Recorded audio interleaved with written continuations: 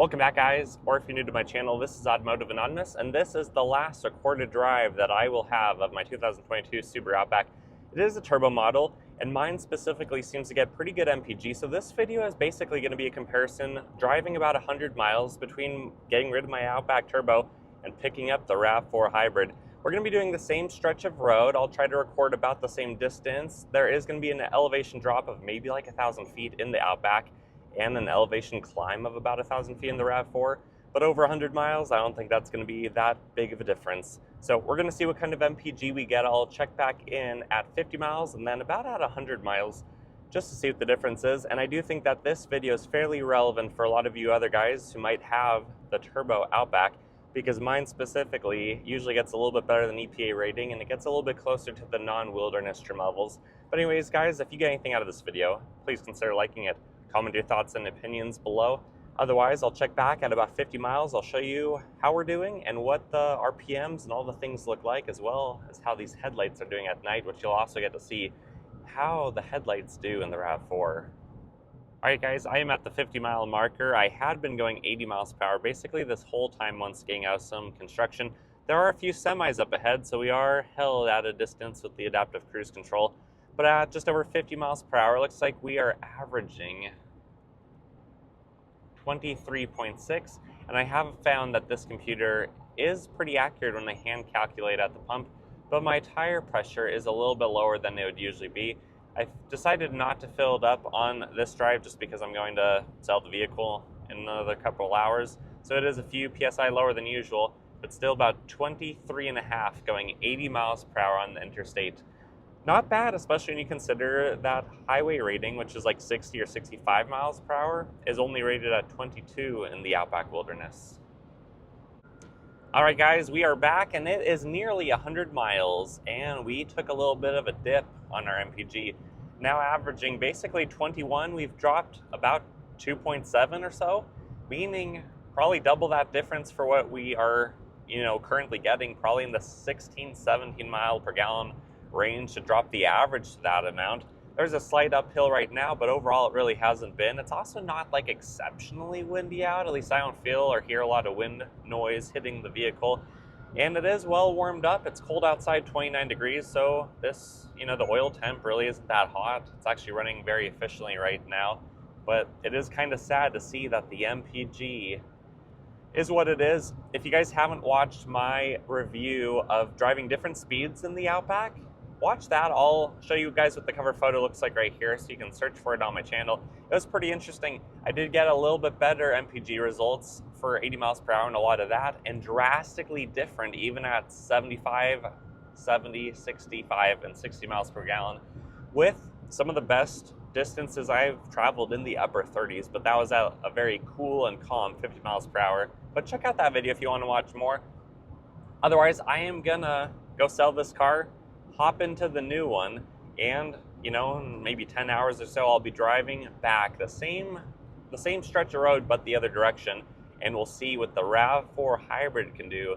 My prediction, my hope is that it averages at least 33 miles per gallon at 80 miles per hour, because at this speed there is a lot of wind and road noise, and it is not a linear experience. It's kind of like quadrupled as you go faster. Anyways, guys, I'm just rambling on, so let's hop into the RAV4 and write your predictions down below for what you think that vehicle is going to get today. And it is once again dark out, but this time we're on the other end of the day. It is night, but I am in the RAV4. You guys can see I've been driving it around quite a bit around the little city, and it's been getting about 38 MPG so far. So I'm going to restart that right now.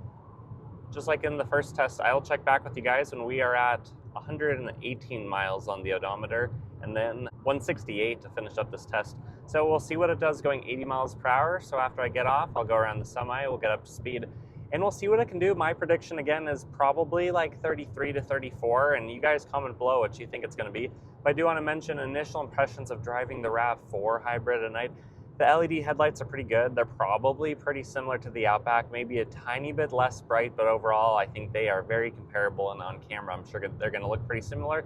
But so far with the 2.5 or 2.5 Toyota Safety Sense, it is not doing nearly as good of a job for its adaptive features, especially lane keep assist. So I'm sure 3.0 is a much better system, with this RAV4 with the last, or the, not the newest generation system, it is noticeable. And driving a lot of interstate miles like I do, it's going to be interesting to see how my thoughts and feelings on that go forward. Anyways, I'll check back in just a few seconds. Slight detour, it's only been about 30 miles since the last update, and I was averaging pretty close to 32 miles per gallon at 80 miles per hour the whole time. The needle is just barely higher on the left than it is right now, still kind of halfway, in the middle of the upper eco bar. And then coming off the off-ramp on the interstate to the highway, it gained about 0.4, and then going sub 6 miles per hour, it's progressively gaining. So pretty quick, I'll be back on the interstate. We'll do another 50-60 miles, and we'll see if we can get it above 33 or 32 where it was before. That was also the stretch of road equivalent where the Outback really took a nosedive in its fuel economy, going from, I think, around 23 down to a 21 average. So, but hopefully it gets a little bit better in the near future, and I'll check back with you then. Well, guys, we're basically at 168 miles on the odometer, just about. And you can see, even after that short jaunt through the highway for probably like 5 miles, bringing the average up to 34 at the peak, we're back basically to 32. There's still quite a ways to go on the trip, but this is basically the same 100-mile stretch that I did in the Outback. So for apples to apples, it's basically, well, I guess it's not exactly apples to apples going the other way of the interstate, but we're still about 50% better MPG than before. So pretty interesting. This tank is 14.5 gallons, so even if we get about 32, 33, assuming that that's true hand-calculated type of numbers, this could probably go about 500 miles of range at interstate speed, maybe 600 or more at highway speed. But my Outback, or the Outback I used to own, with an 18.5 gallon tank, could only go in the upper 300. So for it to go the same distance as this, about 500 miles or 25 gallons of gas, you're going to be spending probably about 10 more gallons of fuel, or in my area, about 30 bucks more to go the same 500 miles of interstate speed. So pretty interesting. I was hoping for a little bit better. This is also a brand new vehicle, so hopefully it'll break in and do a little bit better. But I do want to mention a few last things while they're fresh in my mind, as this is now the longest at one point that I have ever driven, or I think even ridden, in a hybrid RAV4. The wind noise is no better and no worse than the Outback. It's basically the same. I also had the sunroof tilted up before, and again, about the same as what I usually would expect.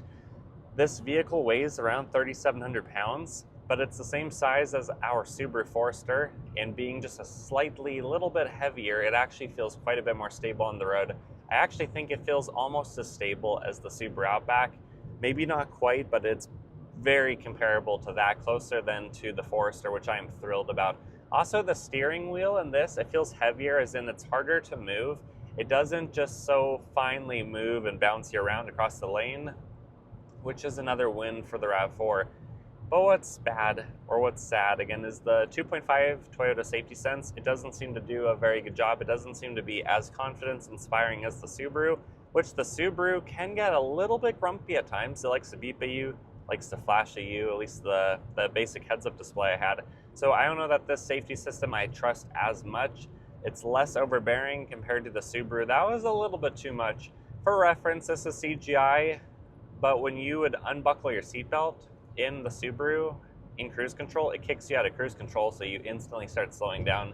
This thing doesn't, but it will beep at you. And it doesn't beep at you as often when you go over the lane. Sometimes it'll just vary you back over. Sometimes it won't vary you over, and it will beep at you. So there's gonna be a lot more practice, a lot more driving and overall impressions videos of this to come. So let me know in the comments what you guys want to see more of. I have tons of driving videos of the Outback. There's going to be tons of stuff at this, but I take your thoughts and opinions into consideration. So let me know what you want to see with this new platform over the next couple of years. And if you got anything out of this video, please consider liking it. Comment your thoughts and opinions below, and subscribe if you haven't already. Until next time, see you guys.